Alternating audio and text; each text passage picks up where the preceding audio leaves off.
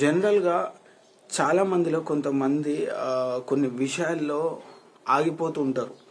ఆగిపోయిన వాళ్ళు మళ్ళీ సర్వైవ్ అయ్యే సిచ్యువేషన్స్‌లో లేనంతగా వాళ్ళ మైండ్ అక్కడే ఆగిపోతుంటది. సో నేనేమంటున్నా అంటే ఏ విషయాలైనా కావచ్చు, ఏ పరిస్థితిలో కావచ్చు, లేకుంటే ఏ వ్యక్తితో అయినా కావచ్చు, ఏదైనా నీకు మైండ్ అప్సెట్ కావచ్చు, హార్ట్ డిస్టర్బ్ కావచ్చు, ఏదైనా జరిగితే ఒకే దగ్గర ఆగిపోయి అక్కడే నువ్వు ఉండిపోయి నువ్వు ఇంకా అంటే అక్కడి నుంచి ఇమ్మీడియట్లీ నువ్వు వేరే రూట్కి వెళ్ళిపోవాలి. అంటే నీ మైండ్ని ఇమ్మీడియట్లీ వేరే సైడ్ డైవర్ట్ చేసుకోవాలి. అలా చేయకపోతే మాత్రం నువ్వు ఆ యొక్క కుంగిపోయే పరిస్థితిలో ఇంకా కిందికి వెళ్ళిపోతావు. అక్కడి నుంచి బయటపడడానికి అంత ఈజీగా నువ్వు బయటపడలేవు. సో ఏదైనా నీకు ఇమ్మీడియట్లీ నువ్వు మైండ్ డిస్టర్బ్, హార్ట్ కొద్దిగా ఇట్లా బాధ కలిగేసిన సిచ్యువేషన్స్ని లైఫ్లో ఫేస్ చేసినప్పుడు ఇమ్మీడియట్లీ అంటే నీకు నచ్చిన పనికి డైవర్ట్ అయిపో, లేకుంటే ఏదో ఒక కొత్త పని స్టార్ట్ చేయి, లేదంటే ఏదన్నా ఒక పాటలు విను, లేకుంటే నీకు వచ్చే పని చేయి, ఏదైనా అంటే వాట్ ఎవర్ ఇట్ ఈస్ ఏదైనా చేసుకో. బట్ ఇమ్మీడియట్లీ ఆ సిచ్యువేషన్స్ నుంచి ఇంకో సిచ్యువేషన్స్కి నీ మైండ్ని కంప్లీట్గా డైవర్ట్ చేసేయి.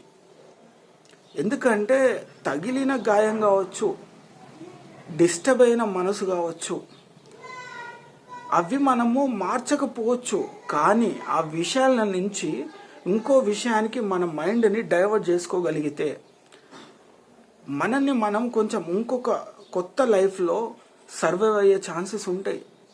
ఎందుకంటే ఇప్పుడున్న కాలంలో చాలామంది చాలా మటుకు ఎక్కడో ఆగిపోయిన ఒక సిచ్యువేషన్స్లోనే డిస్టర్బ్ అయిపోయి అక్కడే ఆగిపోయినరు. వాళ్ళు ఇంకా ఇప్పుడు కొంచెం ముందుకు వచ్చే పొజిషన్లో లేనంతగా వాళ్ళు కుంగిపోయే సిచ్యువేషన్స్ జరుగుతున్నాయి. సో నేను చెప్పేది అదే, ఏదైనా కావచ్చు లైఫ్లో ఏ టైప్ సిచ్యువేషన్స్లో జరిగినా కూడా మనము అక్కడి నుంచి ఇమ్మీడియట్లీ మనము ముందుకు వెళ్ళాలంటే మన మైండ్ని, మన ఆలోచనలు ఇమ్మీడియట్లీ మనం చేంజ్ చేసుకోవాలి. చేంజ్ చేసుకోగలిగితేనే ఇంకా మనం సర్వే అవ్వచ్చు. లేదంటే అక్కడే కుంగిపోయి ఎందుకు ఇలా అని ఆలోచిస్తే ఇంకా లోపలికి వెళ్ళిపోతావు. లోపలికి వెళ్ళిపోతే నువ్వు బయట కొత్త జీవితానికి వచ్చే సిచ్యువేషన్స్లో నీ మైండ్ కావచ్చు అప్పుడు యాక్టివేషన్లో ఉండదు. సో ఏదైనా చిన్న విషయం కావచ్చు, పెద్ద విషయం కావచ్చు, ఎందుకంటున్నా అంటే ఈ విషయాలు ఎందుకు చెప్తున్నా అంటే మన ఆలోచనే మన థింకింగ్ ప్రాసెస్ని చేంజ్ చేయగలదు. అంటే ఒక చిన్న ఆలోచన కూడా చాలా పవర్ఫుల్ సిచ్యువేషన్ని క్రియేట్ చేయొచ్చు. అలాంటి పరిస్థితిలో నువ్వు ఎలా ఆలోచించాలి అనే విషయాల గురించి బాగా దృష్టిలో పెట్టుకో. ఎందుకంటున్నా ఏదన్నా నచ్చిన పని చెయ్యు, నచ్చిన ప్లేస్కి వెళ్ళు, లేదంటే నచ్చిన మూవీకి వెళ్ళు, అంటే ఏదైనా ఒక పని చెయ్యి. ఖాళీగా ఉండకు. మైండ్ని ఎప్పుడు కూడా ఒక స్పేస్లో అట్లా వదిలేయకు. ఎందుకంటే అట్లా వదిలేయడం వల్ల చాలామంది చేసే తప్పు ఏంటంటే ఏదైనా ఒక కోలుకోలేని దెబ్బ తగిలినా, ఏదైనా ఒక వ్యక్తితో మనస్పర్ధలు వచ్చినా, ఏదైనా ఒక పని చేస్తే అది సక్సెస్ కాకపోయినా వాళ్ళు మైండ్ని ఖాళీ ఉంచేస్తారు. మైండ్ని ఖాళీ ఉంచడం వల్ల ఏమవుతుందంటే ఆ మైండ్ జరిగిన వాటి గురించే ఆలోచిస్తూ ఆ మైండ్ని ఇంకా లోతుకు దిగిపోయేలా చేస్తుంది. అది ఇంకా చాలా ప్రమాదకరం. ఆ స్పేస్ ఏదైతే ఉంటుందో అది ఏదో ఒక పని పెట్టేసి మైండ్కి ఏదో ఒక పని చేసి ఏదన్నా ఒక ప్లేస్కి వెళ్ళు, లేకుంటే కొద్దిగా దూరంగా ఎట్టన్నా ఒక ట్రిప్ వేయడానికి వెళ్ళిపో.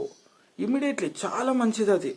మైండ్ని ఎప్పుడైనా ఖాళీ ఉంచడం వల్ల ఆ ఖాళీలో ఆ స్పేస్ ఏదైతే ఉంటుందో దాంట్లో ఏది పడితే అది జరిగిపోయిన విషయాల గురించి ఆలోచిస్తూ నీ మైండ్ని ఇంకా ముందుకు వెళ్ళకుండా చేసేస్తుంది.